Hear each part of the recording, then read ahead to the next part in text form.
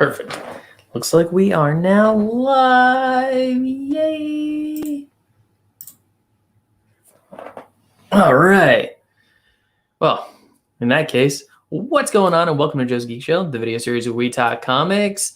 And before we get started, if you're new and like to support the channel, you can do so by hitting that like button, clicking that subscribe button, and sharing. Please do. You know, it's really nice. Also, for this guy right next to me, yeah, he's actually that way. Yay! Joining me today again is my good pal Nerdscum. How you doing, pal? Doing all right, man. Thanks for having me. Right on, right on. So the object of today's video is we're going to be talking about the first 3 episodes of What If since the new one comes out. Well, tomorrow for me, I think like in 2 more days for y'all. Or I don't know, the times are weird. And yeah, it's like a day after.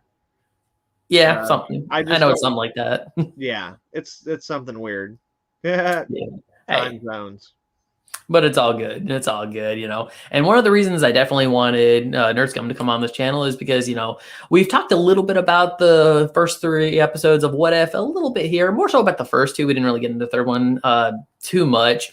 But, you know, definitely some interesting things I noticed and your opinions and your ideas about the show itself. You know, I'm definitely coming from a more general perspective. You definitely have the more critical eye since you have that filmmaking background. And I think your points are definitely very interesting. So I look forward for, you know, you sharing your opinions and ideas with everybody.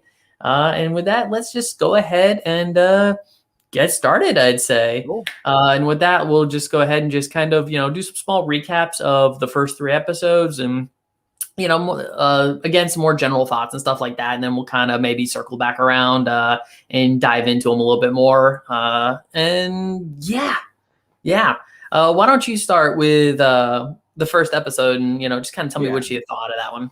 So, well, like, okay, so the first episode is, what if Peggy Carter got the super soldier serum instead of Steve? And, you know, like, overall, it's a fun little episode for the most part. Like, it's basically just the first Avenger, but with Peggy Carter with the super soldier serum. But there are a couple of nice changes that happen because of, like, the way the story progresses that give us some really cool stuff. I didn't think it was, like, a great episode, but, like, it was fine. You know, like, it was fun. The action's cool, you know? But yeah, I mean, that's pretty much my general thoughts on the first episode, without going in like real deep into like details and stuff like that. Yeah, I mean, that's pretty much all you can say, you know. And then, of course, we got episode 2, which is the big Black Panther Star-Lord episode, which was, you know, at least from what I could see, it was very interesting because, you know, there was definitely a lot of, you know, positive feedback from it, but there was also, you know, maybe some negative criticism from, you know, some people with a more critical eye and stuff like that, which I found was very interesting. But the whole concept of that was, what if instead of getting Peter Quill, they took T'Challa by accident and he became Star-Lord? And yeah, there were some interesting things going on in there. I mean, definitely from just me sitting back, turning off my brain and watching it as it is, I thought, you know, I thought it was okay and stuff like that. You know, I mean, that's what I can say about the What If show. The first 3 episodes have been interesting, nothing mind-blowing. Well, I mean, it is What If. I mean, just like the comics, it's like comics are in general considered to be disposable entertainment, but What Ifs are extremely disposable entertainment. And the show, they get some good What Ifs in there sometimes. No, and that's the thing. Like, some of the good What Ifs are good, and some of them are less good. But at the end of the day, none of them actually matter. You know, like, they don't affect continuity. They're not stories. Like, every now and then you do get one where like something happens, like with Spider-Girl, where like, you know, May Parker gets her own spinoff series or something. But like, for the most part, What Ifs are just kind of like, here's one issue where we're gonna, you know, just fuck around and see what happens. Yeah, and now they're making them into animated shows. Of course, I don't know if we'll get the Spider-Man Punisher one, but maybe. Probably not, but I mean, that'd be fun. Yeah, I didn't think so. I mean, this is a kid show after all. Can't go too crazy with it. Yeah. And then you want to recap episode 3? So yeah, and then basically episode 3 is what if the world's mightiest heroes died? Essentially, I can't remember what the actual title of the episode is, although I do have it right here, so I guess I can look and stop being a dumb shit about it. So it's what if the world lost its mightiest heroes? That's what it's called. And basically it's a murder mystery that takes place like right around the time of Iron Man 2, and basically is about like someone systematically killing off all the people that Nick Fury has like flagged to be part of the Avengers initiative, and him trying to like figure out who it is and all this kind of stuff. And it was cool. Yeah. I mean, it's probably my favorite of the 3 so far. It's the one I enjoyed the most. And like, again, when we get into more details, it's like the episode definitely has some problems, but because of the story that they're telling, those problems are much more inherent to that kind of storytelling, more so than like the episode itself. So absolutely, I was much more forgiving of the problems in that, because I'm like, I've read enough murder mysteries. I'm like, oh well, yeah, like that's just the thing that you do, Sherlock Holmes books only work because they leave out information that can help you figure out the crime. Sherlock Holmes aren't great mystery books. Sherlock Holmes is an iconic, great character, but no, they're not great mystery books. So, and like a lot of, I like Hound of the Baskervilles. It's a fun story. Yeah, I mean, again, like the guy who wrote them, Conan Doyle, like he hated them. So, like even me saying they're not great mysteries is probably giving them more credit than he would. So, anyway, like the 3rd episode's fun. Like I think that it had a lot more interesting things going on, and I think that despite the problems it had, there's a lot more consistent logic than we saw with the previous 2. Yeah, I can understand that, absolutely. Before we keep going, we got some people in the comments section. Looks like we got Backyard Moments who says, I've only seen episode 3. I didn't care for the first 2. Yeah, and then I feel that. Yep, and then I am a Black Widow simp. Some of us are, man. It's fair. That's fair. And we got Comic Quirks with Jimmy. Hey, RDV. Cool. That'd be real Dr. Venkman. Is he somewhere in here? Did he change his channel name? I don't know. Is he Backyard Moments? I'm not sure, man. He usually shows up, but and I apologize for if I get this wrong. Marina Volkman. Okay. And she says, what if Marvel Comics stops monkeying around with their flagship characters and treats them with the respect that they do in the MCU and associated properties? That's straightforward. Yeah, I mean. And I like it. Fair enough. And Backyard Moments, I am RDV. Oh. What up, homie? The plot thickens.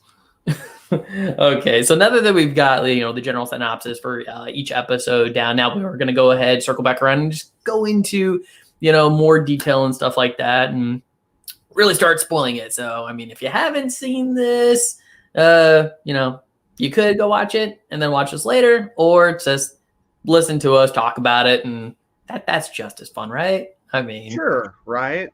Yeah. I mean, we're not going to have cool action sequences. I mean, but I mean, at least we're moving pictures on a screen, right? I am now. Anyway. All right. Yeah. So you want to go into episode 1 with your, a little bit more detail there, man? Yeah. Again, like I want to pull up the actual episode and like, so yeah, that one is, let's see. So yeah, in that first episode, again, so my more in-depth thoughts are like, I had enough fun with it when I watched it. Like, I feel like it's a solid first episode in terms of like, it definitely has some problems, but it gives you an idea of what you can kind of expect from the kind of storytelling that the show's going to do. Mm-hmm. And that really puts more of an emphasis on just having fun with taking the thing and doing this. Again, it's like it's a very what if thing. Having said that, I didn't really like the first episode. Like, again, I really enjoyed the action sequences. I thought that some of the changes they made, like having Steve become the first Iron Man because they get the Tesseract sooner, like, I think that's a fun idea. And, like, the action sequences with him and Sharon, like, just kicking ass. Or I'm not sorry, not Sharon, Peggy. My bad. Yeah. I think I said Sharon earlier also. My bad. Maybe. I don't know. Sharon hasn't been born yet, so. Right. But like so yeah, like those action sequences really cool. And the best thing I can say about the first episode is that the action sequences are super fun. Absolutely. On the other side of things, Howard Stark is written really out of character. Like, he definitely becomes a Disney comedic relief character in that episode in ways that he's kind of quirky in the movie, and like, but like he's a little more reserved, I would say, though, from that first Captain America movie, because he's like, I do remember from the first Captain America movie, I mean, they kind of painted him sort of like Tony Stark, but not quite so expressive in that regard. In this, he's definitely a cartoon. Like, he acts like a cartoon. His, it's the same actor doing the voice for him, but like, it's a much more exaggerated form, which is something that you actually, I don't know if that's due to the writing. I think that's partially due to the writing, but that's also a thing of, like, sometimes when you bring in an actor who maybe has only done a few voiceover roles, or like, voice for animation, like, you get that, like they're like, oh, it's a cartoon, so I need to be bigger, and my only other, like, big complaint about that first episode, honestly, is that why the hell isn't she Captain Britain? Yeah, that's something I really wondered myself too. Why she didn't go by Captain Britain? Because if Steve was going to go by Captain America, and she took the Super Soldier Serum, you think they would have done that, but instead they just went with Captain Carter for right. And she wears the Union reason. Jack like Captain Britain. Like, you don't need to give her the mask or the helmet and the whole thing and the pipe boots or anything. Like, but you got the Union Jack on her, but you're just going to call her Captain Carter, which is like nothing. That's not a character that we're familiar. Like, I get that you're not doing all of the Captain Britain things in the show, but even just calling her that is a more fun idea than her just being Captain Carter, which again was also weird because she's just like, I'm a captain now. And it's like, sure. Oh, yeah, she promoted herself. Yeah, she promoted herself to Captain Carter. So that was my whole thing of, like, she could have just been Agent Carter with the Super Soldier Serum, but you called her Captain Carter because you wanted to go with Captain America, and then you put the Union Jack on her. Like, did you even try? Did you even try? It's like in the writer's room, they came up with a bunch of cool ideas to put in it, and then Home Dude who wrote it was just like, yeah, sure, just all those things and nothing else, not connecting any of the dots, which is a running theme through this show that we will see as we continue talking about the episodes. So anyway, over to you. That's really my thing. Like, those are the only things that really bothered me. Other than that, like, I thought it was a fun entryway into the series, but it didn't really work for me. The action sequences I had fun with, but that was about it. Yeah, I mean, like I said earlier, I'm probably coming at it from a more general perspective and stuff like that. I mean, I watch a show on Disney Plus, something, what if, don't take it seriously. Just turn it off, watch it for what it is, kind of thing, and I came out of the first episode and I was like, yeah, it was cool. It was fine. I like the prospect and ideas of, like, okay, what if this happened, this alternate take? Because that's one thing I will say. I really love the opening of the show because it's very Twilight Zone, Outer Limits-esque. Yeah, and like Jeffrey Wright for the Watcher. For the Watcher is a good pick. Yeah. Oh my god, that was like the show has an amazing opening, and so with the first episode and getting to see, like, kind of like these little bit of changes and stuff happening, I'm like, all right, I can kind of dig that, because like you said, it's like Steve Rogers and Captain America, but he's kind of like Iron Man / Bucky at this point. He's the sidekick with the iron suit. And I really did like the action sequences. It was interesting to see the Red Skull. I really like the Red Skull in this episode just because we see him, like, lose the Tesseract and then he changes his plan on a whim. Like, he changes like the whole aspect. He's like, okay, we're not making death layers anymore. We're opening up an interdimensional portal and calling freaking Cthulhu. Yeah.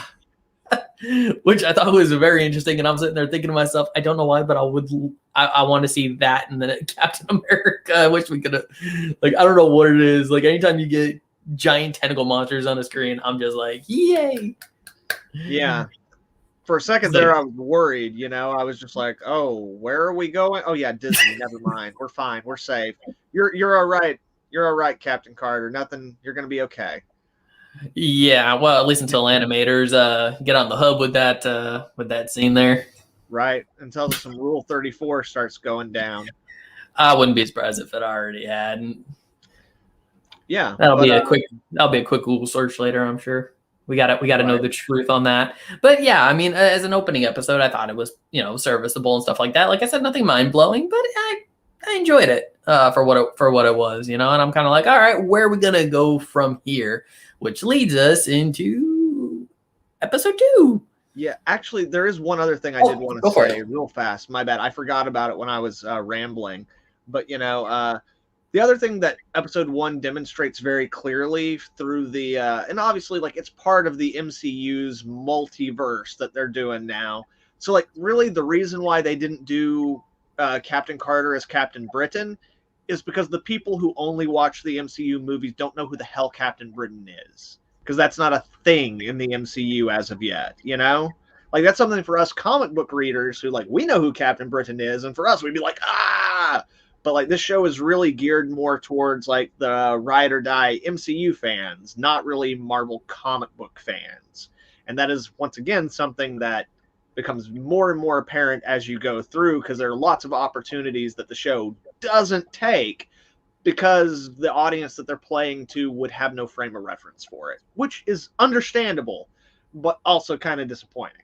Anyway, yeah. Episode 2. Do you want to start with episode 2? Because I feel like, yeah, I kind of want to save your go into it for a sec, but yeah. So episode 2 is the what if T'Challa was Star-Lord? We've already done a recap and stuff like that. And it was one of those things where on first viewing, I was just kind of like, okay, it's interesting, but there was always something scratching at the back of my brain where I'm kind of like, I enjoyed it, but not quite as much as the first episode. And, it was kind of like one of those things, like, the more I started to think about it, the more I was kind of like, okay, there were definitely some things with it, like on one point, trying to think of the best way to describe this, like, not that the first one was, like, too much better at it, but I did notice that the second episode kind of felt a little more rushed, like the pace was just a little bit quicker. They were throwing a lot more information at the screen, because that is what, kind of like these what ifs where they were trying to effectively take what could be a movie and condense it down into 30 minutes. And, how you pace those episodes can essentially make or break it, with like, I think that, specifically the first episode does it a little bit better because they stayed more so, I guess, in the realm of the first Captain America movie. So, it was a little easier for me to kind of like adjust to the next scene and like, okay, here's the changes, but we're still sort of like in that same wheelhouse to a degree. Whereas, with the Star-Lord T'Challa episode, they take it and it's kind of like, all right, everything's pretty much changed. I mean, it kind of starts off the same, where, T'Challa, aka Star-Lord, like he's on that planet. He's trying to, trying to get a little orb. And then you got the guy who's all like, T'Challa's like, you may know me by, Star-Lord and stuff. And instead of going who though, dude's like, oh, yay, because he gets like really into it. And that's kind of where the change is starting to come. Because in this version, obviously Star-Lord is very well known. And yeah, that was interesting. I laughed at it. I mean, I will say, I did find some of the jokes, in the episode, pretty funny. But as we get into it more, I started to kind of be like, would that guy have reacted that way? Well, or this character or that character kind of thing. And well, like episode 2 is the most cartoony of the 3 that we've gotten. Where like, for episode 2, you really have to throw away any idea of these being real people. They are cartoon characters, 100%. and they act like cartoon characters, you know? Yes. Yeah, they're definitely making a cartoon with these. I mean, I guess it's a cartoon anyway, so yeah, give or take. But yeah, I mean, like I said, it's just kind of like it was, it was interesting. I did, as the episode wore on, and more I thought about it, started to ask questions like, why is he calling himself Star Lord, since that was a name given to Peter by his mom? Right. Yeah. And then it just kind of started to go in there and stuff. And I did notice that through social media, YouTube, and stuff like that, it seems to be a show, an episode that, a lot of people are saying, of course, it's Chadwick Boseman's, final performance and stuff as like T'Challa, Which is not. which we'll get into that also. And just saying, yeah, the episode is great, this and that. But I also noticed, there's another side where they're kind of like, okay, but was it really that great? Almost kind of reminds me of that meme with like, Bruce Banner and Thor. It's just kind of like Bruce Banner's like, this is great. And so like, Thor's, is it really though? Right. Got the little squinty eye. It's kind of what I see, some people kind of questioning some of the more absurd elements of the particular episode. So with that, I mean, I think you have a very good grasp of, the more technical aspects of the episode and the writing and stuff like that. So you want to go ahead, man? Yeah. I mean, first off, I do want to say that Chadwick Boseman is fantastic in the episode. Mm-hmm. Like, he is in everything. I've seen a couple of movies he's in where the movies weren't particularly good. He's always great. So it has nothing to do with him. Because I feel like a lot of people who like automatically have like a gut reaction to people giving criticism to this is because of that thing of they're like, well, it's his last performance in the MCU. Like if you say something bad about it, then you're automatically disrespecting him and he's dead and that's not cool. And I'm just like, well, first off, as I mentioned, he's in 5 of these episodes.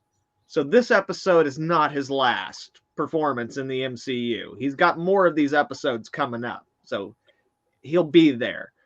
But having said that, again, he's great in the episode. Having said that, pardon my language, but I fucking hated this episode. Oh. And it's not for the reason that a lot of the people who are really like adamantly against this are against it. It's because it is, out of the 3, it is the worst written episode that we've gotten so far. And that is for a multitude of reasons. Number one, let's just start here. Number one, none of the characters are the characters. Now, the closest is Black Panther. He's just a little bit more laid back than what we've seen, in previous, like Black Panther normally. He's a little bit more regal and stuff. And that kind of works. But every other person who is in this show is a completely different character.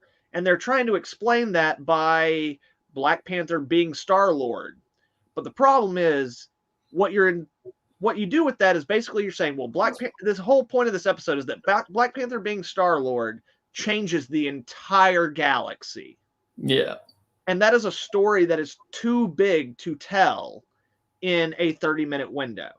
Like, you just can't do it. So every time a character is introduced, they give us like a line of dialogue about some significant change that he made, and that's supposed to explain why this character is different. Like, why is Thanos a comedic relief character now? Well, he's a comedic relief character because Black Panther talked him down from his crusade. Black Panther, the guy who couldn't talk Steve Rogers out of protecting Bucky, who was a known murderer, somehow talked a hundreds-of-year-old, like, alien, basically a god, into throwing away his plan that he had been working on for decades. And here's the thing. It's not that I don't believe that could happen. It's that for me to believe it, you have to show me that. And then you can't completely do a 180 with Thanos' character and make him a completely different character for the sake of comedic relief. Like, that does not work. And that pretty much pisses all over everything you've established about Thanos throughout the series. And this goes for a lot of the characters. Like, and some of them, like, like the Collector, he's not in the episode that much. Like, he's not changed that much, except now he's ripped as hell. Like, he's got like a 12-pack. And it's like, how did T'Challa becoming Black Panther give the Collector abs? Or how did even him becoming Star-Lord give the Collector abs? Anyway, so yeah, there's a lot of changes to specific characters where they just completely alter them for the sake of a joke. Like you were saying, like the guy who he encounters, like that guy fanboys out over Star-Lord now because it's this new Star-Lord. But at that point in the episode, we don't know of anything that this Star-Lord has done that would make this guy react like that. And even when we do hear about all the things, like that character's on screen for very little time in both Guardians and in Endgame. But when we see him, what we see on screen now is a character that's completely diametrically opposed. So already for me, as I'm watching, there's a disconnect where it's like, this isn't, because like, what if stories are like, what if we change this one thing and then we see how the story changes after that? But this is like, let's change this one thing and then everything that you've ever known about the MCU is completely different. And it's like, yeah, but like my brain can't process all of that, and you're not giving me the information that I need. The other issue, big issue, because there's a lot of issues I had with this episode, but I'm going to try to like whittle it down, you know?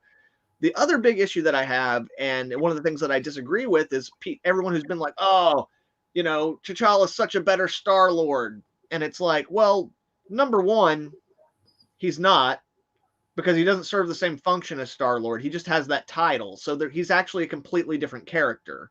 It's not like he becomes like the hapless, funny loser that Peter Quill is, you know? Like, he doesn't become that character. He just takes on the title, and as you mentioned, there's no reason for it. Like, that's something that Peter's mom called him, because his father's a Celestial. She doesn't know that, but, like, thematically it works, you know? Yeah. She called him Star-Lord. Why is T'Challa Star-Lord? There's no reason. He's not a lord in Wakanda. He's a prince. There's literally no logic behind it. It's just because that's what Peter Quill was called, and that's the story we're doing. But beyond that, like, the issue I have with it is that everyone's like, well, he did so much good for the galaxy and he changed so many things in a positive way. But what they're forgetting is the fact that this episode makes T'Challa into a total asshole, because he just bails on his family and his kingdom, which he has a duty to, in order to go off and explore the galaxy because it's fun. That sounds like more fun to him. And on one hand, you might say, well, he's a little boy, so wouldn't that make sense? Okay, that's fair. That's a fair argument. But let me ask you this then. How did he become such a good diplomat? If he didn't spend his whole life in Wakanda learning how to be a prince and one day become a king, and learning that diplomacy, you expect me to believe that by 10 years old, he's a better diplomat than we've seen him be in any MCU movie? That's ridiculous. Like, the character doesn't make sense as he is presented in this. Like, they want to keep all of these aspects of T'Challa that we think of, but heighten them and make them better so that he can have this grand, like, reaching effect on the universe. But then they want to give him decisions that he makes that completely disregard all the things that are the foundation of who T'Challa is. So even, like, in terms of the changes they made, there's no logical leaps. Like, either T'Challa needed to be Peter Quill, like this, I have no worries, like, hapless, fun loser. Or he needed to be Black Panther, but in space. And they didn't do either. They tried to split the difference, and the character doesn't make any sense. Now, again, Chadwick Boseman's great episode, and he's funny, and he's charming, so, like, for people who can turn their brain off and just watch it, I can understand them enjoying it. But the writing in this episode is so demonstrably bad. And also, by the way, he's also an asshole because the fact that he decides to do all of that means that they never go find Peter, which also doesn't make any sense. That's what Yondu's been paid to do. Why isn't he doing it? Like, I get why he didn't return the kid, but from what we learn about Yondu at this point in the movie, he doesn't know why Ego wants the kid. Right. So, like, why wouldn't he go get Peter? Doesn't make any damn sense. But because Peter's not gotten, that means that Ego's plan will succeed. So no matter what good T'Challa does for the overall galaxy, at the end of the day, his decision to go with them and Yondu's decision not to go find the real kid dooms the entire galaxy. So T'Challa's an asshole. And also, by the way, at the end of it, he just shows back up in Wakanda and he's like, this is the guy who kidnapped me, Dad. And it's just like, and also his dad's not like, put him in prison. He stole my child. He's just like, oh, well, that's cool. It's like no one behaves like a person would behave. Like this episode is a cartoon, and that's all there is to it. There's no logic to it. The characters are all out of whack. And again, I could keep doing this for another hour, but we need to move on. But the point is that the writing on every possible level of this episode is really awful. The idea is solid, but you need a 2-hour movie to tell that story, and you need someone who can actually write that story. And this episode doesn't have either of those things. So, yeah, I fucking hate this episode. It's the worst. It's the worst, and I hate it. Moving on. Yeah, wow. Okay, that was a nice little rant there. So you heard it here. He did not like the second episode. Straight out, but I will say though, I did find the ending at least interesting. Like that was kind of an interesting aspect where it was kind of like, like you said, for all the good that he did, it's essentially going to amount to nothing at some point. And at least did show the importance of the timeline in which Peter Quill does become Star-Lord and putting together his Guardians of the Galaxy and stuff like that. Right. So kind of in a way, doesn't really, at least from that perspective, I felt like they were at least trying not to discount his importance as Star-Lord in the main timeline. Because that's the whole point of those movies, is that like the most hapless loser can still make a difference and can still be a hero. As opposed to like the guy who's born into extreme privilege and is given everything he would ever need to be a hero manages to still become a hero whenever he abandons his duty and responsibility. Dick. So anyway, we should probably move on before I get back into it. Yeah. Well, I mean, do you have any final thoughts about episode 2? Again, it's like, for those of you who enjoy it, I don't hold it against the people who enjoy it. I get it. It's fun. Yeah. Like, the comedic performances, they're funny. And my only other final thought is, why the hell didn't Howard the Duck become the supplement Groot or Rocket for this version of the Guardians? Yeah, I actually thought that's what they were going to do with him, as sort of like a second opportunity to get him like into the fold a little bit more, because I always thought Howard the Duck was, going to become some kind of character within the, the more space universe and stuff like that. And he would fit in so well to the tone of this episode, So like, yeah, I didn't get it. It was just like in the movie where they're like, hey, you know who Howard the Duck is? Here he is. Now fuck off. Yeah, I guess that's fairly accurate. But hey, at least we got a few jokes of Thanos talking about how he was going to wipe out half the universe. It's not murder. It's, yeah, it's science, or was whatever it was he said. He's like, I don't know, like logical or something like that. I don't know. It was a recurring joke in the episode. It was. And where again, he was like, he just kept talking about how he's just like, Again, if you just forget everything you know about Thanos and just think about the idea of Thanos, that is a funny running joke. It is.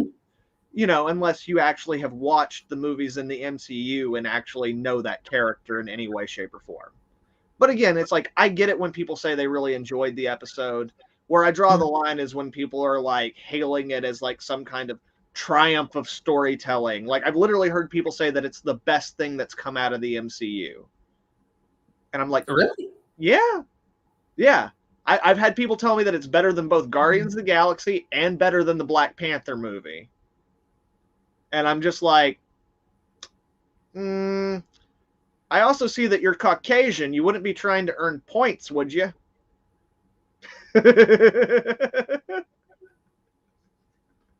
So anyway. Okay. Episode 3? Yep. Episode 3? Episode 3. Yep. So again, what is it? We pretty much already recapped it, but yeah, episode 3, tells the story of the Avengers one by one just getting taken out in very interesting ways. And I will say, from the first death on, the episode gets really interesting.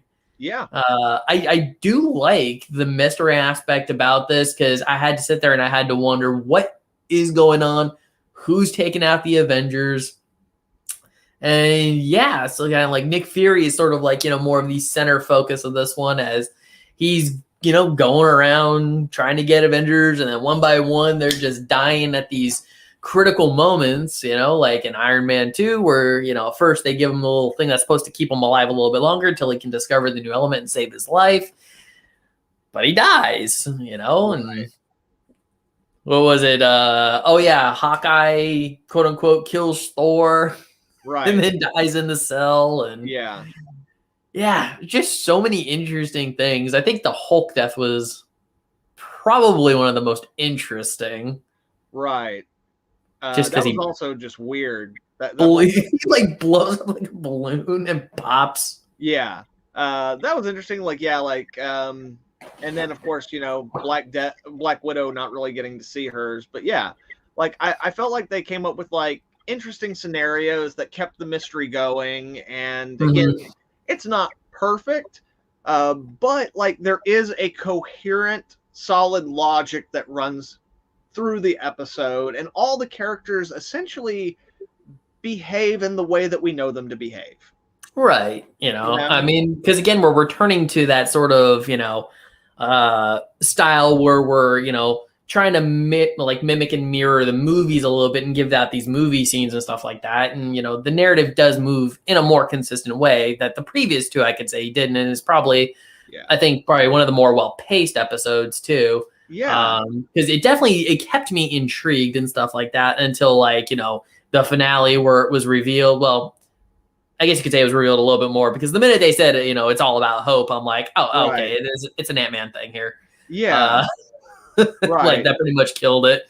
And I also really like the misdirect in this episode where like they want you to think that this story is, what if the Avengers died before they became the Avengers? But really in this, the what if Hope had been a SHIELD agent and she had died. Like that's actually the what if that sets this whole thing off. So it's interesting. Again, it's them not telling you something till the end because they want to keep the mystery going. But in terms of that kind of mystery story, it's very well executed, Yeah. And I have seen people who are really pissed about it because they're like, I haven't even watched the Ant-Man movies. Like, how am I supposed to know who that is? And I'm just like, well, then watch the Ant-Man movies. They're fantastic. I mean, honestly, in this day and age, I'm more surprised when I hear somebody hasn't watched an MCU movie. Well, it's Ant-Man, and even for a lot of the people who like the MCU, it's like, like an Asgardian, that's one thing. A guy who can run fast and jump higher and throws a shield, that's fine. But Ant-Man? And it's like, yeah, dude. But it's not Michael Douglas. And Paul Rudd. Paul Rudd's always charming. And for a 50-year-old dude, he got into great shape, So yes, he did. Because like Paul Rudd just doesn't age anyway, though. Like you go back and you look at Clueless, and then you look at him today, and it's like it looks like 3 years has passed. I don't know who he sold his soul to. Like I just imagine Mephisto like sitting in the corner.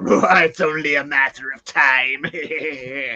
But like somewhere he made a deal with somebody for eternal youth, and it's worked out brilliantly for him. Yeah, I've seen the memes. He sold his soul. He's a vampire. What is it? Highlander's real, and and it's Paul Rudd. I haven't seen that one, but I would watch that movie. Paul Rudd as the Highlander? Yeah, as a comedy, I'd watch it. I mean, hell, once you get to like the Highlander Part 4, they're essentially laughable anyway. Well, actually, Highlander Part 2 is pretty laughable itself. So yeah, and it looks like we got Comic Boom came in. How you doing, man? Hey. And he says he wanted to see Black Widow die. After getting to see all the Avengers die, essentially, well, except for like maybe Hawkeye, we kind of saw him slump over, but you know, after watching all of the other ones die, you know, it's like, yeah, it's kind of interesting she got shielded. Like, I'm wondering if they did something like, I don't know, if she got like ripped apart or something in a more gruesome way that they didn't show it. But I mean, to me, it was just kind of like she probably got the least violent death out of the bunch. I mean, I would have liked to see it die, but I like to see Black Widow die. But again, it's like at that point they're still trying to be vague with like the it's all about hope stuff.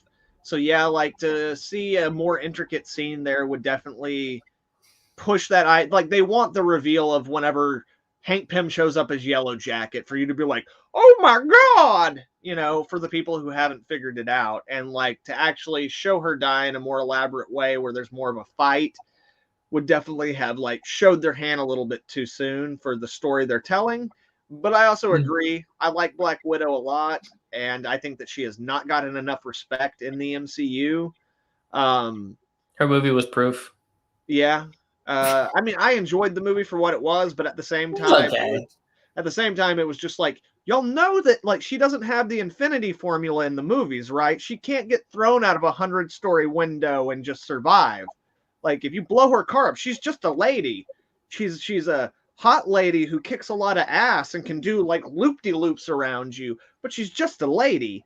You know, but yeah, like I would have loved to see more of her in this because again, I feel like Black Widow really hasn't gotten her due. In Endgame, they didn't even bring an alternate version of her back to the final fight so that she could be in the girl power lineup. It's like, well, she's only your first female Avenger. It's like, no, we retconned that. It's fine. She doesn't matter anymore. That's why we're also going to put her movie out on streaming service when we promised her it'd only be in theaters. Oh, yeah, that old lawsuit thing. Yeah, that'll be interesting to see how it turns out. Of course, one thing that we know is guaranteed, she'll never work for Disney again. Oh, no, I mean, like, she will. It's only a matter of time. They'll give her a bunch of money. So? 5 years later, like, Scarlett Johansson is a bankable actress. She'll work for Disney again as long as they give her enough money to make up for the disrespect. Well, I guess only time will tell on that front. But, you know, but yeah, I mean, like I said, it was probably my favorite episode of the three and stuff like that. And yeah, the minute they mentioned Hope, like I thought that kind of, I pretty much guessed right away who was killing everybody and stuff. And it made tons of sense, you know, especially with Black Widow fighting nothing. And I'm like, where's the only other time I've been seeing something like that occur? Yeah. And that was pretty much, I was like, is the Ant-Man movie? I'm like, okay, is it Paul Rudd or, you know, is it Hank Pym? Well, my first thought was like, who have we seen in the MCU who can be invisible? And the only thing I could think is like, is it just Loki? Is it just Loki doing all this? But then I was like, in the beginning, I thought maybe it might have been Loki to a degree. But at the same just because, time, especially after he came down with like the forces of Asgard and stuff like that, I'm like, you know, this feels like some kind of like Loki plan. Like he got like all of the information, or someone showed him the future or something. You know, like maybe this is like an alternate version that came back from the TVA and was still evil. I don't know, or something like yeah. But at the same time, it's just like, why would Loki give a shit about the Avengers at that point? He has no idea who these assholes are, you know? So, but no, again, definitely was like the reveal before the Avengers Initiative was like necessary. Because Loki, because Thor was still on Earth, the first movie was still going on with them. Yeah. He hadn't even met Thanos yet. Right. You know, like none of that stuff had happened yet. So it's like, okay, at that point, it's just like Thor's on Earth, Odin is in the Odin sleep, and Loki is not playing because I mean, it's a deleted scene, but he is technically king of Asgard at that point, you know, which is why like he has the line. He's like, I who was and should be king of Asgard, like in Avengers or whatever, you know, like he was king. So like, he's just doing his king thing, flexing his Loki nuts, you know? So yeah, but I mean, like, I like the reveal, and also like the yellow jacket suit from the first Ant-Man is just awesome. Yeah. So, yeah, yellow jacket's a cool suit. Yeah, getting to see it again, and all like knowing how like kind of off kilter Hank Pym is anyway, it's like, oh yeah, well, like after losing Hope, that makes sense for me. You know? Yeah, I mean, he's already like lost my wife. All I have is my daughter. Well, she's gone because of S.H.I.E.L.D., you know, because we know that even from the first Ant-Man movie, he did not part with S.H.I.E.L.D. on good terms. No. And I think the only thing that really doesn't make sense for me is that, like, I think that he would have given Tony Stark a more brutal death because he hates the Starks so much. Mm-hmm. But at the same time, it's like at that point he's still trying not to overplay his hands, so it's like, I'll let I it mean, a pass. more subtle death for Tony, definitely made sense. It's like, of Yeah. all the time, if I can make it look like an accident, this is probably the best way to do it. Right, because he does want So, to finish his plan, you know? And in a certain extent, they are confined to the chronology of the way things happened in those movies, you know? Which for me, one of the only really weird things was, I guess, either it's been so long since I watched Captain America: The First Avenger, or maybe they're not clear about it in that movie. Like, I was under the impression that at that point in the timeline, Cap was already defrosted. So when they do the reveal at the end of like Nick Fury going to the ship where Cap is still frozen, mhm. like that's what I was thinking like happened. I was like, where the hell's Cap? Where's Cap? How are you gonna kill Yeah, Cap? I'm not. Yeah, no. When it comes to the first phase timeline, when it comes to stuff like that, I'm not always 100% sure what year some of these movies are taking place. I'm like for example, both Iron Man 1 and The Incredible Hulk came out the same year, so I was Yeah. under the impression those two events were taking place like at the same time. You know, But turns out especially no. especially with what is it? Tony Stark appearing at the end of Yeah. The In the Incredible Hulk, little scene at the end but that there. but that was like kind of weird too because clearly the scene where the Hulk died was taking place, at the college Yeah. during the first Hulk movie. Which also And sorry, go ahead. oh yeah, no, I was saying like, because the Hulk movie is going on, and I'm just kind of like Tony was not in the events of Iron Man 2 at the end of the first Hulk movie when he came in for his cameo, as far as I'm aware. Well, and again, it's like I think with Iron Man and Hulk and maybe Captain America, I think at that time they really, because there's a lot of things that they've retconned as the MCU has gone Yeah, on. absolutely. So it's like I think intentionally they were a little bit vague with the timetables of things, Hmm. because even like Tony's function in that scene at the end of Incredible Hulk doesn't really make sense with where he's at in the overall MCU moving forward. Oh yeah, Um, well, especially since that last scene with Tony Stark at the end of the Incredible Hulk, that was also like there was more to that scene that got played out as a short in yeah, Thor.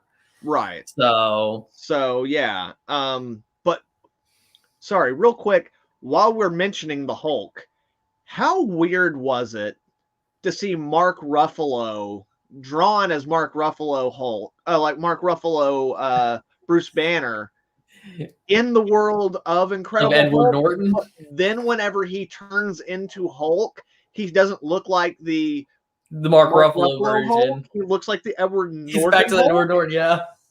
Like, that was really like I only thought about it after the fact. When I was watching it, I was like, this is weird, but I was into the story, so I just went with it. And then It after the was fact, I was like, that was a weird choice. Why didn't you just make him look like Mark the Mark Ruffalo's Ruffalo Hulk? Hulk. Yeah, Yeah. I mean, it was definitely a very odd. Yeah, it was definitely like it was surreal. I guess you could say like that was what I was feeling when I was watching it. I was sitting there like watching it. As soon as I saw Mark Ruffalo come out as the Edward Norton version of the character, I'm like, okay, something's definitely weird. And then he hulks out, but it's the Edward Norton one, and then comes down and like it's all those action sequences, and I'm like, something's not right. Right. And it Like also my just feels finger. weird It took because me a like minute to get it, but I was just like, it was such an odd uh, stylistic choice. I don't know why they would do that. yeah, Yeah. and like also just Edward Norton and Mark Ruffalo play that character in first off, they're just very different dudes. So even though they're kind of playing similar personalities, it's like they're very different, Yeah, well, And the general approach that they take to the character is very different. yeah, You so it's know? just kind of weird in general.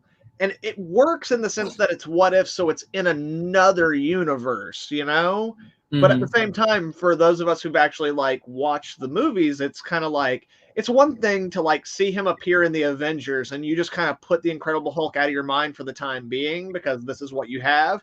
But then when you see those two things like merged, it's kind of like, oh, That's funky. Okay. Cool. I guess. All right. I guess. Sure. It is what it is. Yeah, it was just I don't know what the idea was behind it. Maybe to make the Hulk scene still seem more like the movie, because obviously if you try to go back and watch the Hulk movie from '08, you're just going to be like, that would be probably be even more off-putting to see Yeah. the I mean, Ruffalo although version in those movements. yeah. Although, I do know that there's a bunch of people who still debate whether that's in the MCU or not, and a bunch of people who just haven't watched it because they assume it's not in the MCU. But it is, and it's a dope movie, so you should go watch it. Oh if you yeah, haven't the seen '08 it. Hulk. I really enjoyed that movie. I mean, in fact, what was it? There was a deleted scene in that particular movie that Joss Whedon actually put in Mark Ruffalo's dialogue for the Avengers when he's talking about how he got low and decided to go blow his head off. Like Yeah. that's actually how the Hulk movie starts, or Right. the original way it started, before they were like, no, that's too dark. We can't Yeah. open our movie with that. It's one thing to the first time you see the Hulk play him off as a monster in a horror movie, but it's another thing to literally start your movie with your main character who's beloved by both adults and children across the world putting a gun in his mouth. So maybe let's not do that. Maybe that would be better, you know? And I actually think it's and I've seen that deleted scene, and I do actually think that it's more effective to hear him say it than it is to see it. Mm-hmm. Because when you see the act, it is so shocking that you don't really actually get the full implication of that moment. But in Avengers, when Mark Ruffalo says it, the emotion on his face and the look in his eyes, and it just hits in a very emotionally satisfying and destroying way, where you're like, oh dude, that's rough, man. In a way where I think seeing it turns you off more, whereas hearing it makes you sympathize with the character more. Yeah, that makes total sense. I mean, I remember when I saw that scene for the first time, I was like, huh, that's something. Yeah, it's a very dark yellow. But it was, but that was I guess that was kind of the point. They wanted to start him off from a darker place, so that by the end of the movie, he's like, if I have to be the Hulk, I can at least try to do something good with it. Right, and it also makes the moment where he jumps out of the plane more like a callback, because at that point he's been spending the whole movie trying not to be the Hulk, but he at that point knows he can't die, and he knows that doing something that would essentially kill him turns him into the Hulk. So the audience already has that moment, so the sacrifice is more emphasized. So I understand it, but I think it works better in principle than it does in execution. Yeah, better. So that's probably one of the examples where it's better to tell rather than show for you. Yeah, especially if you're wanting to make a movie that is essentially a superhero movie. Yeah, that makes perfect sense. But back on topic to the what if. I do want to talk about probably one of my favorite scenes in episode 3. Probably my favorite scene is where after we find out it's Hank Pym and Nick Fury's all like, okay, explain yourself, when he's going through his reasonings and stuff. And then he's like, well, what about the Asgardian? He's like, he was pretty and blonde, and I know you would recruit him in a second. Yeah. I was like, what? You killed him? Yeah, that was a little flimsy. And I laughed so hard when he said that. And I was like, oh my gosh. It's like, yeah, okay, Hank Pym's crazy, so I guess I'll let it go. But it's like, that's a bit of a stretch, But that is one of those things where I say, as much as I enjoy this episode, there are some issues, and I do think there's a better way around that, But at the same time, huh? Oh, I was gonna say, yeah. If you want to go into that, no, I mean, the thing is, they want to do a lot of stuff in the episode, so you need Thor to die. But I feel like you could have come up with a more organic way of doing it, but also because it happens in that last little bit of the episode and it's such a flash in the pan moment, it doesn't really hurt it. Again, it's the same it's the one time where I was like, that logical leap doesn't really work for me, but I really like this episode and you've done everything else pretty damn well, so I'm gonna give it a pass, I don't know. I mean, for Everybody me, gets one. it made me laugh. I liked that scene where it was just like you basically found out he killed Thor for effectively no reason. Yeah. He was there and he thought Fury might recruit him. Right. And but I mean, like, even actually, now that we're actually talking about it, I hadn't really thought about it, but it could have even been as easily as like, well, I had to come up with a reason to like get Barton off the table so that I could discreetly kill him, Mm-hmm. Like if he just, and I mean, like that's not much better, but it at least has a little bit more logic because at that point Hank Pym is still trying to like be on the DL, and like Barton's death is like crazy suspicious, It's like that's the death that really lets them know something's happening, So it's like, if you'd tweaked that a little bit, you could have come up with something that felt a little more organic, but I see what you're trying to do. Like I said, everybody gets one. Everybody gets one.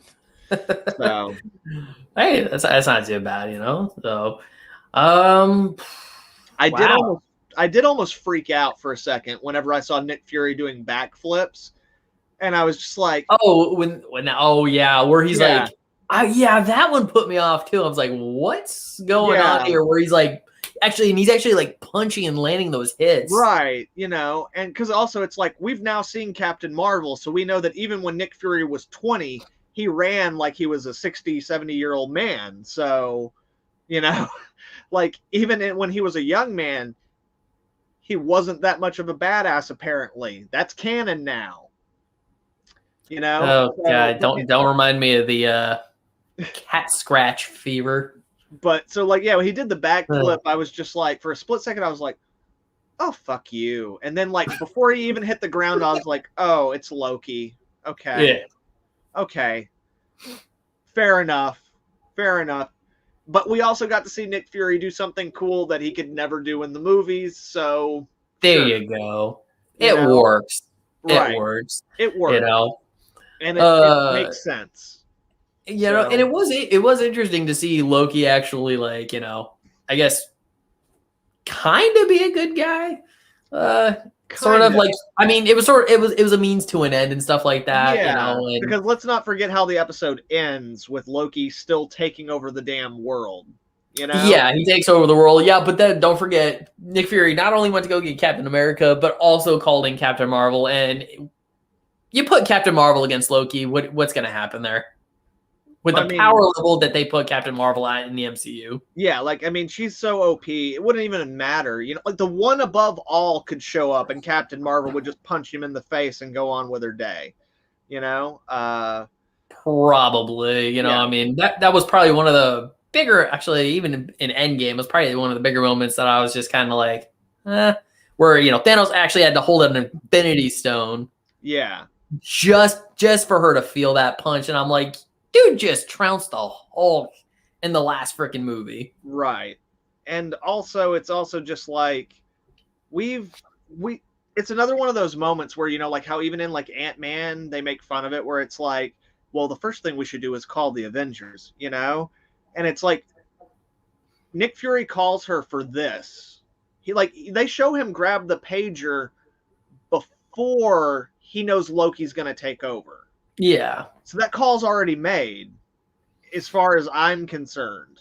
Like, maybe they're just setting it up so you know that it happened later, but within the context of the episode, it feels like he called her before he even, like, he knew it was Hank Pym. Like, it feels like he's calling her because of that, and because he has no other Avengers. But yet, like, there have been many times in the MCU where he really could have used Captain Marvel's help. He didn't bother. So, like, to me, that was one of the things that did feel a little bit forced. But, again, it's like, it makes enough sense that I'm like, okay, that's fine. And I am actually like, oh, I wonder what it would be like if the first two Avengers were Captain Marvel and Captain America. Maybe they wouldn't be the Avengers anymore. Maybe we'd just have a team called the Captains or something. So, yeah. But yeah, I mean, like, yeah, Loki still takes over the world, but I do like the fact that they show him playing king, being a little more diplomatic, Yeah. And I think it's only once he actually goes through that whole experience that he's just like, yeah, screw Earth, it's mine now. Yeah. So, but yeah, like I dug it. I really liked the third episode. It's not perfect in any way, shape, or form, but it kept me more engaged than the previous ones. Even when there wasn't an action sequence happening, I was still interested in what was going on. And there wasn't something really bizarre every 5 minutes that was making me go, no, wait a minute. You know, as I said earlier, it's got the most logical consistency despite having a few missteps here and there. Yeah, I think that's a good summary and thought process on it. And with that, yeah, we are coming into the hour. Oh wow. So do you have anything else you want to discuss on it? And then before we'll go into some of the comments and try to address some of those. And no, like I ranted a lot in this live stream, and I imagine that's about all people want of that. So we can move on to the comments. Because again, I could keep going like for another hour, but I'm not going to do that. Nobody wants that. I don't really want that. So let's go to the comments and see what other people had to say. Let's see if I pissed anybody off. I don't know. We'll let the people in the comment section say, hey, we want to see you rant on it on your channel and just go full ham. And maybe, because normally this kind of content doesn't do well on my channel unless I'm doing a comic where people are eaten alive or graped or something, nobody watches it. So talking about my crossed videos. Yeah, for sure. So let's try to go up. Trying to see where the last one. Oh, here we go. Okay. So episode 1 was well done and treated the characters with respect. Episode 2 was more of a simp for Chadwick Boseman than a decent episode. Yeah, I think Nerdscums, you summed up your feelings on that one. That's a much more diplomatic way of putting it, for sure. Episode 3 was an interesting premise, even if they did kill off my favorite Marvel character in it, Iron Man. Yeah, it was definitely really shocking though, just watching the Avengers get killed off like one at a time. Yeah. Throws dollar bill at the screen. Cool. Thank you. Yeah, I'm still keeping my clothes on though. I'll just slip that into my G-string. I'm not a huge fan of that art style. This feels half donkeyed. Yeah, I mean, that's fair. I get that it doesn't work for everybody, and it is a weird choice.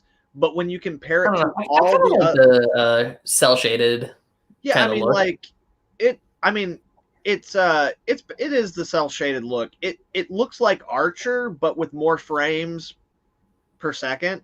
Yeah. And like I do think the action sequences look pretty good, but some of the character models are a little weird from time to time. My main thing is if you compare this to the other animation that Disney has done with reference to the characters from the MCU, this is such an improvement. Like the Disney Spider-Man show that they got after they bought Marvel, that show looks like, I can't even remember what it's called. That show looks like garbage. The Guardians of the Galaxy. Which one? The last one. The most recent Spider-Man animated show. The one where it was like Peter and like it did have Miles and Gwen. It was like I think I didn't even watch it because it looked like trash. I mean, if you look at like the Guardians of the Galaxy show that Disney produced, that show looks like garbage. Like the animation on that it looks like it's done by someone who's in art school. Like it is totally trash. So while I definitely can see why this art style doesn't appeal to some people, it's a vast improvement. And again, like I was saying, it's what if. These are disposable stories that don't matter in the long run. So they're not going to put their best people on it. But it is sad that like Disney, it's Disney, the people who used to be known for animation, and like somehow they can't lock down solid animation for their Marvel properties. I don't know. Yeah, I mean, Disney's a multi-billion-dollar company, and yeah, they like to be cheap on their animation. That's there's a reason why people say that DC's animation is better. Yeah, as it is. Even though actually DC is doing a very similar art style with their new movies. Come to think of it, and doing it better. Yeah, it still looks pretty good. Yeah. Anyway, Someone say quirky. Quarky. Quirk. Y'all didn't watch Agent Carter then? Howard was more like Tony in that. I watched a couple episodes of Agent Carter, and yeah, he was a bit more like Tony in that, but he wasn't like he is in this first episode where he's like an over the top, like, yeah, he was definitely more hammy. Yeah, I mean, he was definitely more. He was definitely a funnier character in the show for sure, but in this, he's definitely a cartoon character. Where like in that first episode, if he had walked around doing this whenever he got excited, it wouldn't have been out of character for the way that they wrote him. Like the moment where like Carter and Steve are about to kiss, and he just like gets in the windows and like his eyes are batting 100 miles an hour. Like, yeah, he's basically that was really strange. They basically turned him into LeFou from the Beauty and the Beast animated movie. You know, like he has the same personality as that character, and I was like, that's really a bizarre choice. But that is correct. He was a little bit funnier in there, and I guess this was a further evolution or de-evolution of that idea. So that's a valid point. There you go. I'm trying to think. I don't think I ever watched Agent Carter though, so that one might be valid for me actually. Because what was it? Agent Carter came on TV. I think that was still before. Yeah, before I ever got into streaming shows. I think I still had cable back then, but still didn't watch it. Yeah, I've seen a few episodes and really liked what I saw. I've been meaning to go back and finish it, but at the same time, it's one of those things that Disney is now like, it's not part of the official MCU. So Really? Yeah, because they wanted to do things in later movies that contradict things that happened in the show. Oh yeah, I guess that makes sense. Because yeah, even like was it Agents of S.H.I.E.L.D. has pretty much been yeeted. Yeah, and whatnot. Despite like the first couple of seasons having things that literally tied into the movies, they're just like, nope, you're out of here. So, yeah, makes sense. It's now Marvel. It's now Marvel Legends. There you go. MCU Legends. MCU Legends, like Star Wars Legends. Yeah, because there's already a Marvel Legends there, but they're action figures. So hey, I got a nice giant Captain America, so it's cool. Yeah, I was gonna grab one of mine, but they're all over there on the other side of the room. I've got a bunch of them, but none over here. Damn it! I like the animation, to be honest. I dig it. It's cool. It works for the show. Yeah, like I mean, it's very simple, but like I think a lot of it just has to do also on like your own personal taste. Like mileage will vary. In general, I like it. I don't think it's amazing or anything, but also I think it works fine for the show they're making, and again, I think they really upped their game in the action sequences, in fact, like, and again, this is actually a common thing, but in the action sequences, they're using a totally different frame rate than they are for like the talking scenes. And it definitely affects the way that the eye interprets the animation. So like with the higher frame rate in the action sequences, the cell shading look flows a lot more naturally. And sometimes when they're just kind of sitting around and talking, the movements feel a little bit more janky in places. Yeah. But I still think it works, and overall, I don't have a major issue with it. Yeah. Captain Carter may become Captain Britain later. Wait and see. Yeah, I have heard rumors that they might, even though this is supposed to be what if, that's like supposed to be one-offs. I have heard rumors that since we already know we're going to get a second season of this, that they're going to do a thing where a bunch of these little multiversal things all come together. But again, because they made a lot of decisions in this show that, like I said, kind of prove that they don't care about the people who read the comics anymore. Like the MCU is big enough now. If you read the comics and you watch MCU movies, that's great. But if you don't, because you don't like what they're doing, they don't need you anymore. So they don't care. So unless they introduce Captain Britain in the main MCU, I don't think we'll see Captain Carter becoming Captain Britain. Because they're still treating people like, oh, well, they'll just get confused.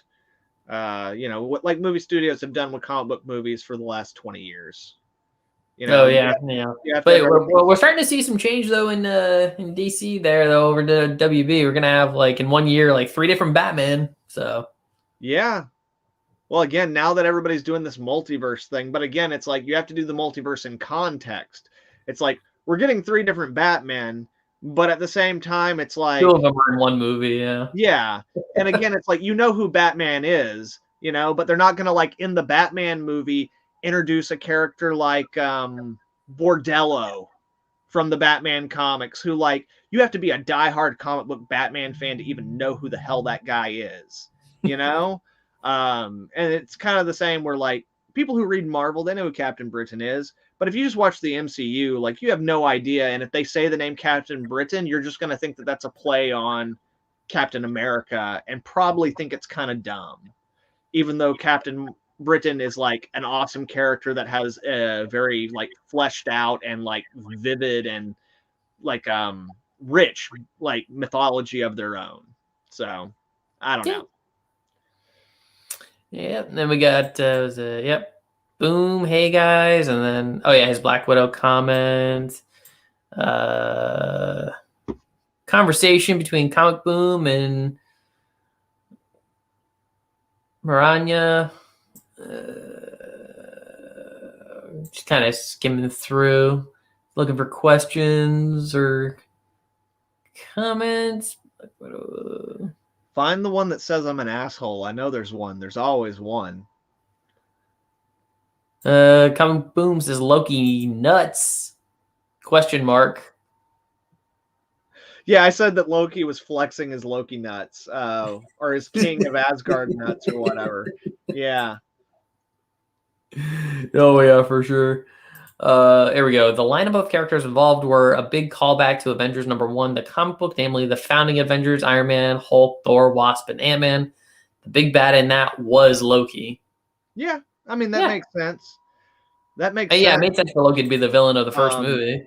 Although, like, I don't think that's why they did that, but because I mean, like, Captain Marvel's not in the first appearance of the Avengers, you know, and she plays a big part of this. So also Nick Fury's not in it. You know, there's a lot of things that happen in this that don't call back to that. And if that is what they were trying to do, which I don't think they are, because again, at this point, the MCU does not give a crap about comic book fans anymore. But if that is what they were trying to do, it was very poorly executed. I didn't get that feel off of it at all. Yeah. And then Boom says, to be blunt, I thought episode 3 lacked imagination. It was surprisingly boring. It's a cartoon. So why not more action and craziness? Underwhelming. Most imaginative was episode 2, in my opinion.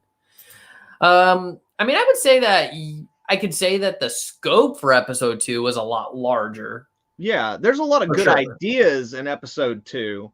They're just executed very, very poorly. And episode 3, like, I get that, like, if you found it slow and boring, but at the same time, I like murder mysteries. So, like, for me, for a 30-minute show, this was perfectly paced for a murder mystery, you know, like, but, you know, I get what he's saying, though, like, especially because the first 2 episodes do have so much more action, you know? It's like they set you up to watch. Yeah. The scales of them are a lot larger, so there's a bit more craziness going on. You know, like, episode 2 has a lot of imagination in the writer's room, and then, like, again, like, just the execution of it is very lackluster, you know, so, yeah. Can agree. Yeah, sounds good. Interesting. Nerdscum, you should stop by. I love comics sometime. Oh, right on. There you go. Yeah, cool. Get on some more streams, man. Yeah, dude. Like, DM me or something, man. That'd be cool. I'd be down. Joe's got my contact info if you need it. Just hit him up. Yeah, I've also left a link in the description down below, like straight for your channel as well. Oh, okay, yeah, that's cool then. Yeah, I should have assumed that's something that was happening. It's all good. What topic for a what if story would you guys like to see moving forward? Okay, that's an interesting question. Yeah. For me, I guess, you know, I guess I would like to see some of the comics turned into episodes, like, because I do have the issue where it's like, what if the Fantastic Four was Russian? It was like Colossus on the Fantastic Four and stuff like that. You know, I know there's no X-Men in the MCU yet, but what, Ursa Major wasn't a part of the Russian Fantastic Four?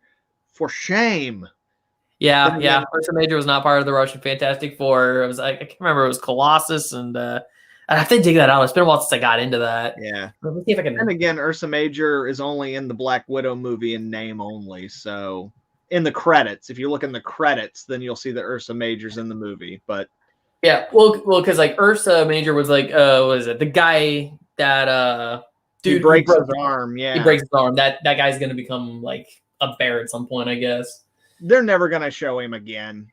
They just called him that for fan service. Yeah, because that's what that whole movie is. Except for the parts where they just like shit on it.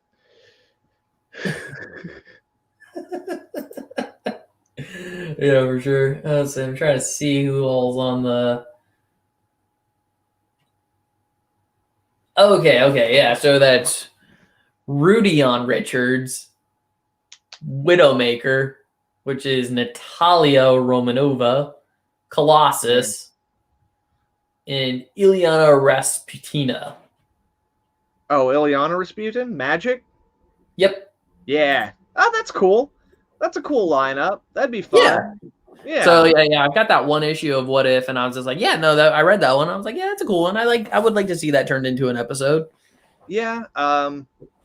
I mean, there's a bunch of the ones from the comics that I would actually like to see, but I don't know. Again, like, I don't really think we're going to get much in the what ifs that are like pulled from the comics. I think most of them. Yeah, I don't know if we're going to get any adaptations of those. Yeah, like, just kind of, what if Disney did What If? Right. So I'm trying to think of like, what would I like to see a what if of, like, something that's different from the MCU. And, like, dang it. Trying to think, like, one of the things that would be cool, I'd like to see what if Wanda became the Sorcerer Supreme. I think that would be cool. And I would also like to see what if Spider-Man gave a shit about Uncle Ben. That'd be great too. That'd be nice. I'd really like that one. Oh yeah. What if he didn't scream at him before he died? Well, I mean, we know Uncle Ben's dead, but other than that, we don't know shit about Uncle Ben in the MCU. So, like, literally, they could just give us a what if Uncle Ben, where they tell the story of Peter Parker and Uncle Ben, like, not the death of him, but just show their life before he was Spider-Man. And that'd make me happy. I just want to know what that relationship was like, because we don't. And they're never going to do it. Every time they've had a chance to address it, they're like, no, people don't want to see that. And I'm like, oh, yeah, it's only the foundation of the whole fucking character. Yeah. You've already seen that. And it's like, then why doesn't Peter act like it happened in this universe? He just wants to be a superhero because it's cool, until he finds out that the bad guy is his girlfriend's freaking dad. And then we have pathos in the movie. And then Tony dies, and that's his pathos in the next movie. Damn it. Also, what if Spider-Man was as smart as he is in the comics? That would also be good.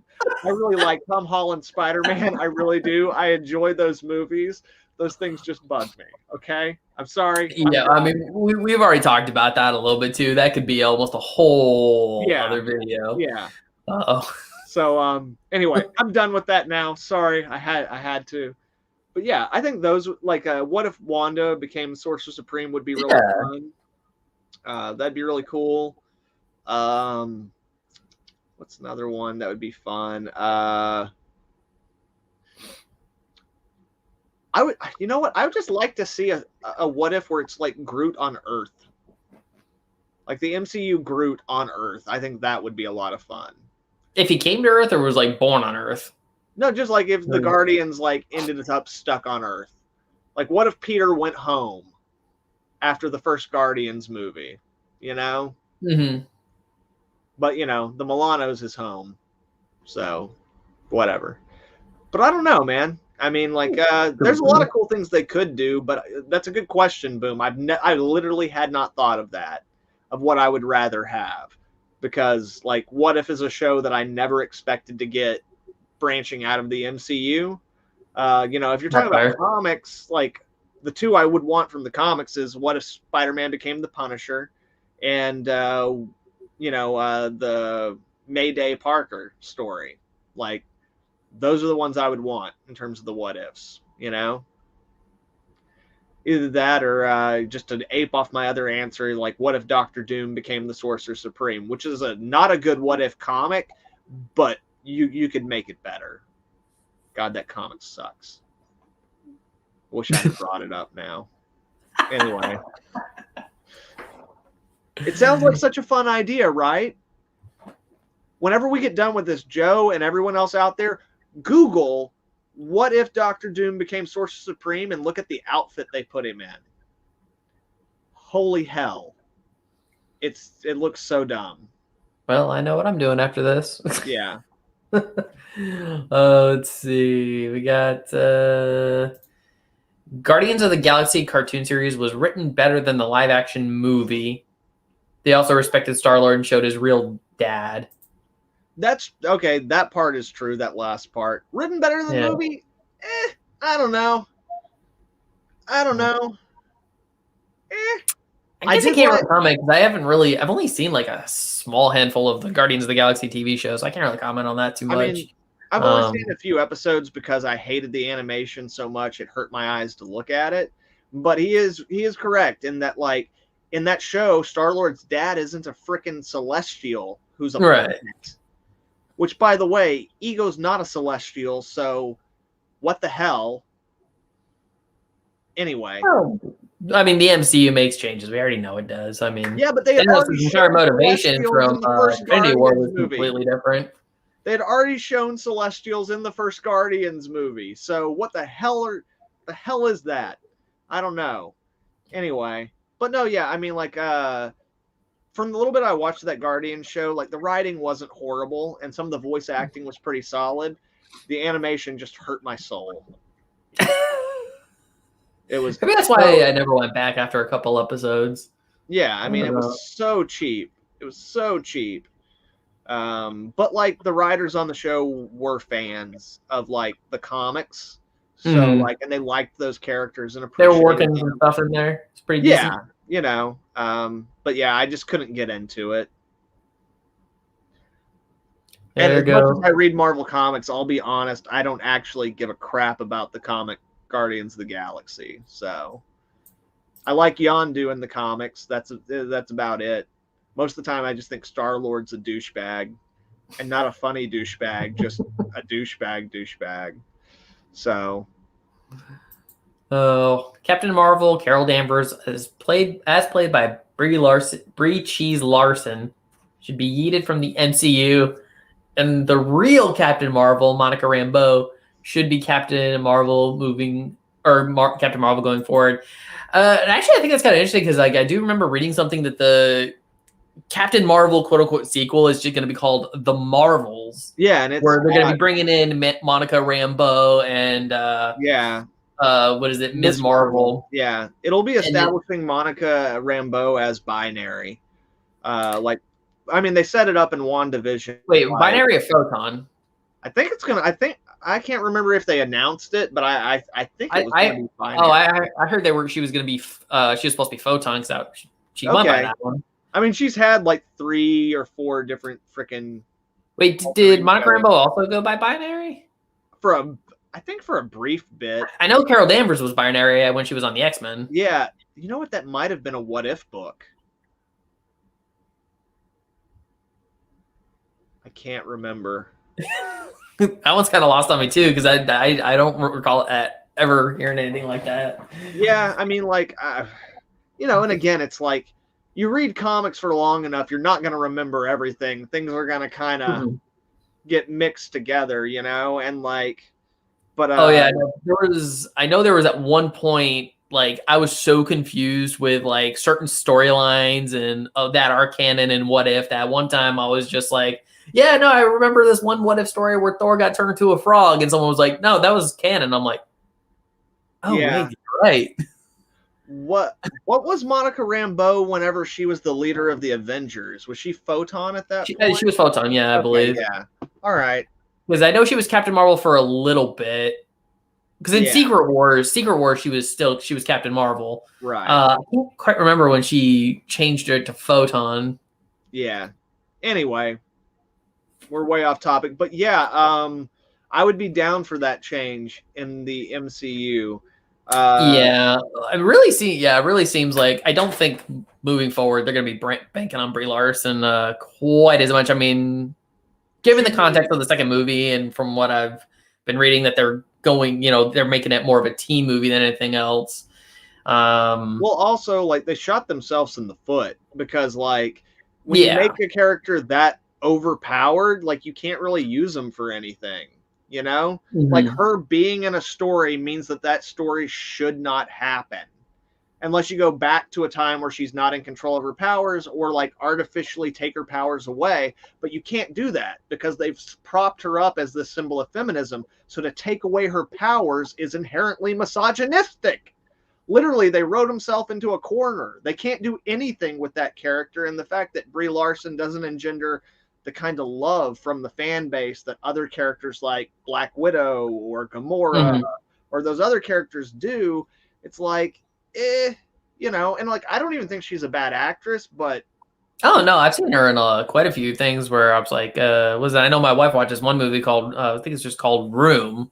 Yeah. I thought she was great in that movie. Yeah, like I've seen her act Scott Pilgrim.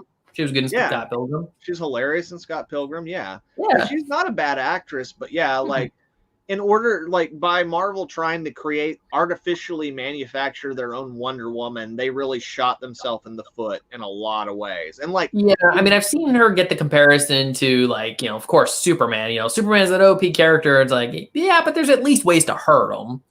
Yeah. Or really, like with Captain Marvel, really all you can do is hurt her feelings, and then she'll just be passive aggressive, and it's like, okay. Or I mean, is she even really passive aggressive? I mean, that was one of the things about the movie, about the Captain Marvel movie, that was just, I believe I said that in my review when it first came out, where it's just kind of like they kept telling her that, like, it was a Jude Law's character who kept telling her, is like, you're too emotional and this and that at certain times, and I'm just like, she's like blank faced like the entire movie, except for like one scene where she makes fun of a scroll before punching in the face, which was one of the most enjoyable moments. Which also apparently was an improv moment. So, that was a great moment too. That's one of the few times I laughed in the movie. Yeah. I mean, but you never know. Like, maybe they could salvage it, but again, they've made the character so OP that, like, it's a character you can't use. There's a reason why, like, Ghost Rider very rarely shows up in books, outside of his own, because like anytime he tries to team up with other heroes, it's like, oh, you've now introduced a character who over the years, because there's not a lot going on there, you've made him so OP that like he can just end the story. Like, you remember when Daredevil showed up in not Daredevil, but Ghost Rider showed up in Shadowland and then he just left? Oh, yeah. Yeah. But no, yeah. So anyway, but no, I agree with that. Yeah, like Monica Rambeau as the official like Captain Marvel for the MCU, I'm down for that, for sure. Yeah, totes. What if Spider-Man wasn't Iron Boy? Yeah, that'd be cool too. That would be very nice. I would.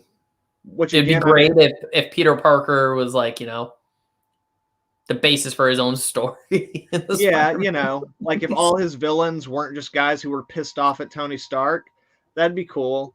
But again, like, let's not get into it because that's a whole nother thing. Yeah, we might actually make a plan for another stream on that one. Literally, I can do an hour talking about just what's wrong with how high tech the spider suits are, and I don't even mean the Iron Spider suit. I mean the first one that Tony gives him. It's got more shit in it than any of the Iron Man suits. Screw you. Facts. Boom, my idea. What if Thanos had killed the Hulk? Lots of divergence possible for Endgame. Yeah, I mean, the Hulk's not there to do the snap during Endgame, so... If he had killed him during their first encounter, well, and would have also, been like, if he kills him, then no one gets a warning that Thanos is coming. yeah. So, yeah, I mean, yeah, that'd be interesting. Yeah, but pretty much you could say Thanos would have been successful. And that's definitely a story you can tell in 30 minutes. Because that'd be a very short story. Thanos wins. Thanos wins. There you go. No opposition. Let's see. No Professor Hulk, no Banner undoing the snap, etc. Oh yeah. Man. Yep. That's true. I would actually be okay with no Professor Hulk, but you know. Yeah, oh my gosh. You want to talk about a character who's just kind of like you missed that entire arc? Yeah. It's like, oh, this is happening now. Cool? Guess? Is he gonna be Joe Fix-It next time we see him? Let's see, we got, what if Wanda had died and Vision survived? Yeah, that might be interesting. Well, I mean, Vision survived. Well, I mean, if Vision survived, and then, obviously I'd say Thanos wouldn't have gotten the stone. So yeah, in theory, rip it from his head. Yeah, that's fair. Yeah. What if Iron have implications?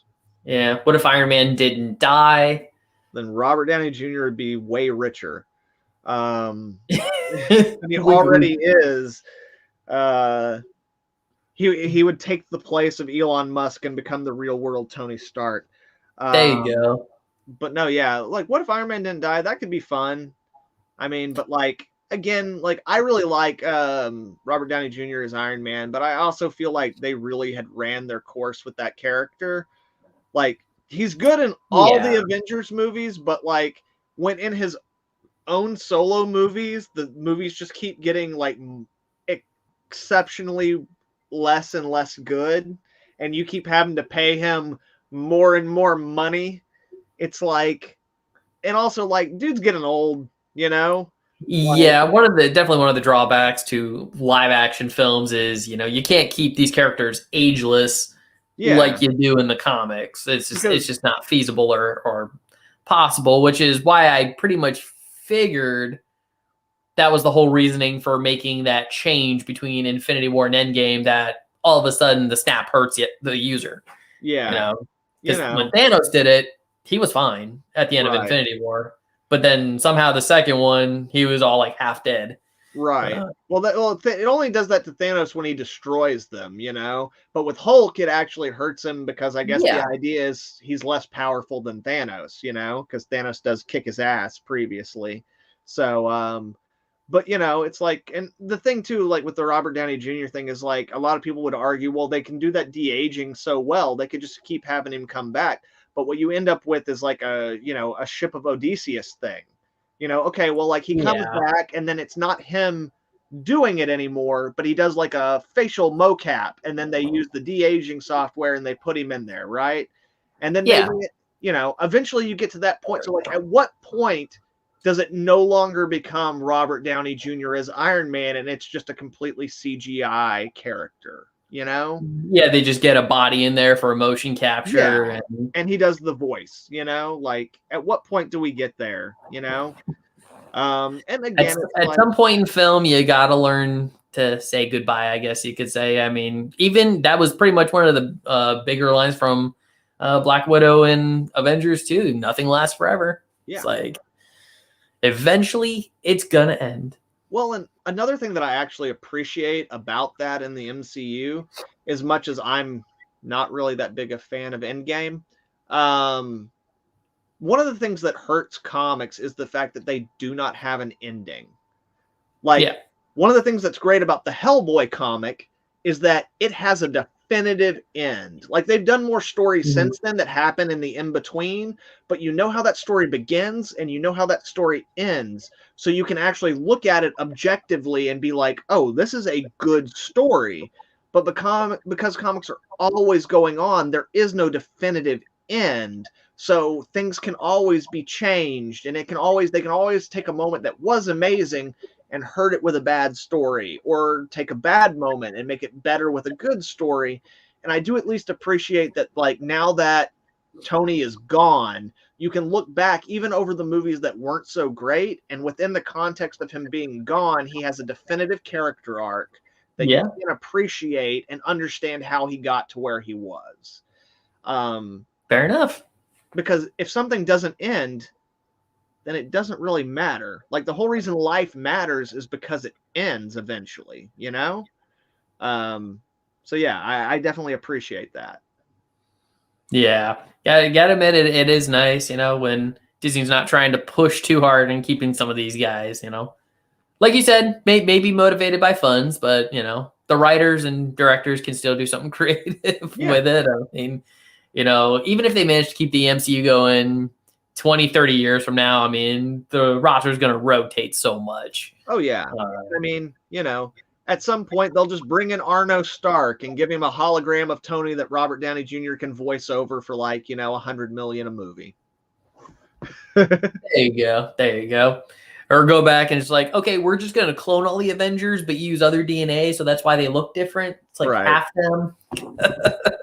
In this universe, Tony had a different mother, so he looks different now.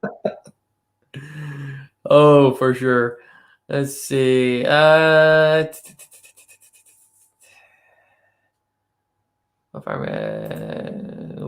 if we'll see Spider-Gwen in this What If. I don't know. I wouldn't think so. I mean, it's only, what, 9 episodes? Here's the thing. I don't think we'll see her in this season. After the next Spider-Man movie comes out, maybe. Yeah, maybe.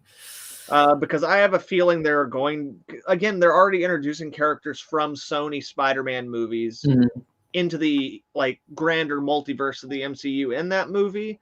So I think that leaves it more open, especially because Spider-Gwen is an animation in Enter the Spider-Verse, and she is a character who now has a history of traveling the multiverse. So I think maybe, like, if they were going to do it, it'd be in season 2. But I think that, like, again, because this is relying so much on MCU stuff for this first season, I don't think we'll see it at least in the first season. And, you know, like, if the show were to go on for, like, 5 seasons, then eventually, yeah, they'll get around to all the ideas, you know? But I wouldn't bank on it. And if they did, I wouldn't bank on it being as good as she was in Spider-Verse. Yeah. Also, at some point, they have to call her by name, and when they actually call her Ghost Spider out loud, that's going to be really disappointing because that name sucks. Ghost Spider. That's her technical superhero name.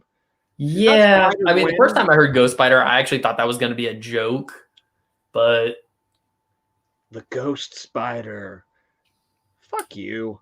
I don't know. Every time I hear Ghost Spider, I just think of the Ghost Pepper. Yeah. So hot, it'll make you cry. Well, I mean,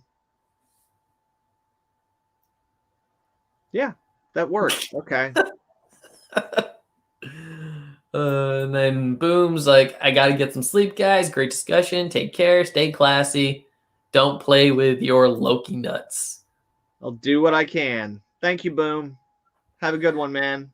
And the last comment up is, wait 20 years and give me Spider-Man life story with the elderly Avengers. Yeah, I'll take that. Sure. It should be interesting. I mean, at least we know as far as the original Avengers cast go, what is it? Thor's staying on for a while. He's got a new Thor movie coming out. Yeah. Well, and not only that, like, yeah, Spider-Man Life Story is one of the best Spider-Man books to come out in the last few years. So I'm down for that. The Life Story movie would be kind of cool. Yeah, as long as, like, you know, in 20 or 30 years they don't do Spider-Man Reign, I'm fine. Oh, what? You don't like Spider-Man Reign? The Dark Knight version of Spider-Man? No. Well, the Dark Knight Strikes Again, maybe? I know that's what they were trying to do, but no. It doesn't matter what they were trying to do. That is the story where Spider-Man's sperm killed Mary Jane. So radioactive spider sperm. That's what that book is. Yeah. There's we got one more sequences in it, but yeah. No, like, ugh. One more popping from Yato. Hello, Joe. Sorry I missed your stream. Work night for me tonight. I hear you. You know, it's, what is it? 3:02 p.m. for me. You know, so it's kind of interesting on midday. Everyone else is in the night, and it's super 1 in late. the morning over here. 1 in the morning? Jesus, man. That is Yeah. insane. I think what you need is a nice can of Decavita C, the Japanese energy drink that my toddler picked out because I was trying to just get a Pepsi. I don't drink energy drinks anyway, but that can is unappealing looking. I thought Japanese people had better taste than that. I don't. Well, I mean, what is it? Energy drinks, as far as I can tell, aren't super popular out here, but they do have them in shops. I was just commenting that the can looks ugly, so you know. Yeah, no, I don't know what the deal is with this can. I mean, they do have some really interesting cans. This is the typical energy drink I usually get from there is called G Zone. Okay. You know, which tastes almost exactly like Red Bull. I mean, so much to the point I actually, at some point, I want to try to translate the ingredients and see if it is just Red Bull. You know, like I said, it's 1 in the morning over here, and now we're talking about energy drinks. So I think we've exhausted what we've had to say. I think we're just about done, ladies and gentlemen. Well, we're coming up on the hour 40 mark, so I guess, you know, that's a perfect spot to kind of just, you know, cut it off. And this was fun. This was a good time, you know, getting to come on, talk with you and stuff like that. I always like hearing, you know, your thoughts and opinions on, you know, film and comics and stuff like that. And I hope everyone who's watching at home also had a very, very good time. And with that, yeah, I guess we'll go ahead and cut that off here. If you haven't, though, check out this guy's channel. It's called Nerdscum. Links in the description down below. He makes awesome videos, especially, you know, recently, you know, we've been covering the Cross books. One of which I'm actually going to be coming onto his channel for here soon. And we'll be talking about it because, yeah, I mean, I am deeply disturbed by what I read. So this should be very interesting when that does when that conversation takes place. And yeah, man, if you want to take the floor, just to talk about, you know, your channel at all a little bit, or other things you got coming up. Yeah. Again, and channel's just called Nerdscum. Again, link is down below. I cover comics now. Mostly I cover the Crossed comics, and every now and then I'll dip into some other stuff. I also like cover movies from time to time, and as I'm a filmmaker, I also do a lot of behind the scenes stuff for the movies that I'm working on and things of that nature. In fact, we just got our posters in for the most recent feature film that I wrote and co-starred in. You can see my name at the bottom down there if I can figure out how to make cameras work. Yeah, Nerdscum, Corey W.R.E., Vice Mirrors. So yeah, and also I started off this month. It was only supposed to go for this month, but I had a lot going on. So for the rest of the year, I am celebrating 80 years of my favorite superhero with flexible morals, Plastic Man. So for the rest of the year, I'm going to have 4 or 5 more videos coming out covering different aspects of Plastic Man, his history, his power set, things of that nature. So, you know, on one hand, I've got Plastic Man, weird, campy fun. On the other hand, I've got Crossed, just the most fucked thing you've ever seen in your life. So check my channel out. Somewhere in the middle there might be something for you. Yeah, probably, you know, that works. And hey, with that, yeah, I'm Joe from Joe's Geek Show. If you haven't already, you know, make sure to like this video, subscribe, and take care. Have a nice day. And as always, stay geeky.